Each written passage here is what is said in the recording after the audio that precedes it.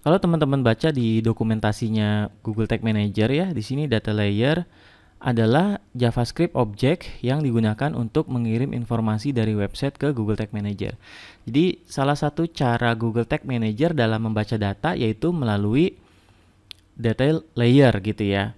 Nah, mungkin contohnya misalnya pada website e-commerce ya, kita mau mendapatkan data total transaksi, nama customernya misalnya kayak gitu ya. Nah, data seperti itu harusnya dikirim ke data layer, lalu nanti Google Tag Manager bisa menangkap gitu ya informasinya. Nah, coba saya jelaskan dengan penjelasan yang lebih sederhana ya.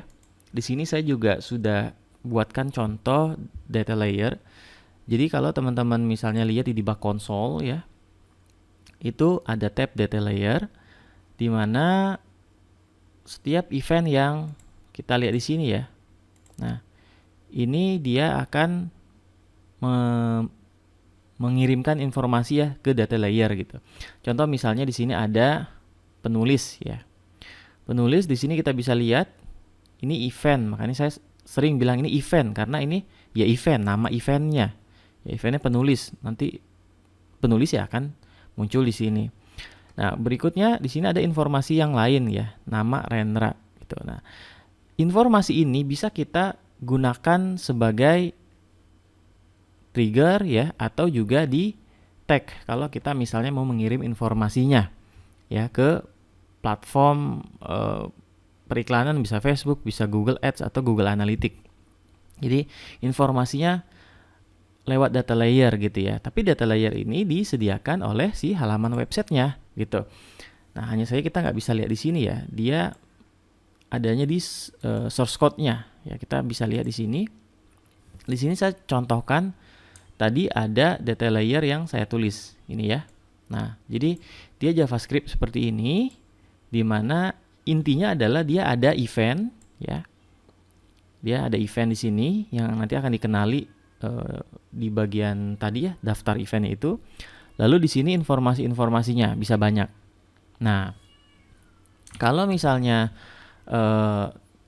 kita sudah buatkan seperti ini, nanti pas kita lihat di debug console ya dia akan muncul di sini ya. Terus juga ada plugin yang namanya ini ya, Google Tag Manager for WordPress. Ini saya pernah bahas di video sebelumnya, di mana plugin ini mempermudah kita untuk membuat ya secara otomatis ya dia create data layer untuk WordPress gitu. Dan ini sudah terintegrasi di beberapa plugin juga, termasuk WooCommerce, Contact Form 7 ya. Nah, itu juga sudah terintegrasi dengan ini. Jadi kita bisa lebih mudah lah ya, karena pada dasarnya ya nggak mudah gitu ya untuk membuat data layer, karena ada beberapa kasus di mana kita butuh datanya diambil dari database website itu sendiri. Contoh misalnya Tokopedia, misalnya e-commerce gini ya, total transaksinya misalnya ya, atau data customer, itu kan berarti diambil dari database-nya lalu dimunculkan di data layer. Nah, sekarang kita coba saya lihatkan juga di sini, selain yang saya buat ini ada juga data layer dari yang plugin tadi, GTM4 WP namanya. Nah, jadi di sini kalau kita lihat, nah ini juga contoh lainnya nih, di baris ke sini nih yang ini ya. Nah di sini informasinya nih ya, page title. Jadi saya bisa tahu ya halaman ini ya page title-nya apa. Oke.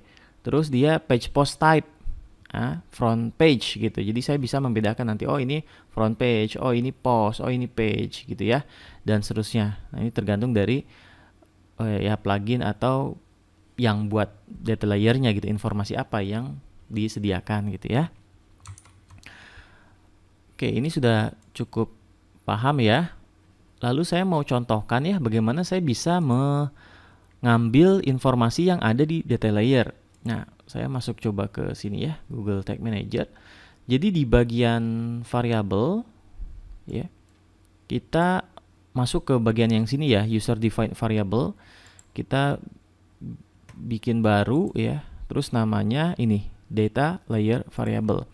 Nah, di sini kita tinggal memanggil nama ya, nama ininya nih.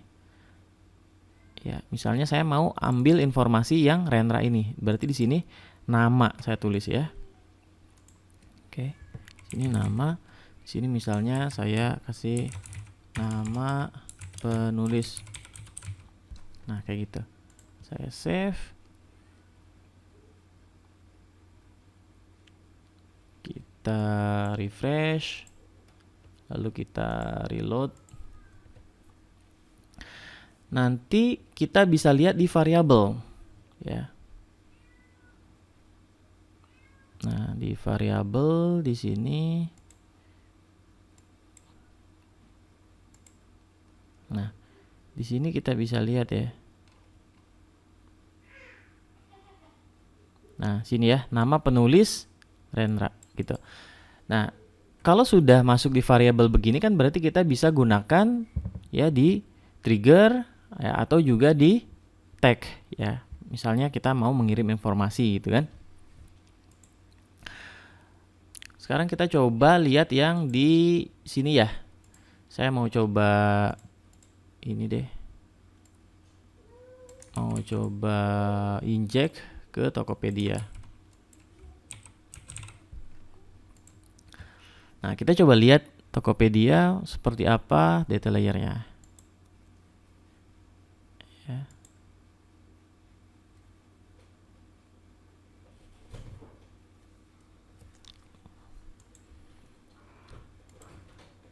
Coba refresh dulu.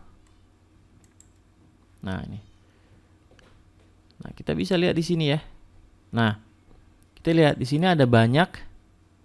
Nah, ini banyak banget ya event-eventnya. Dan misalnya kita bisa lihat di sini ya. Nah, eventnya namanya promo view ya. Ada kategori, ada action dan seterusnya nih.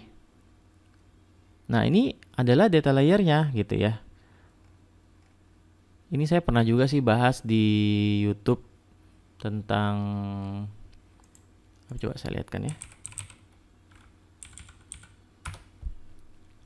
Mungkin teman-teman bisa melihat.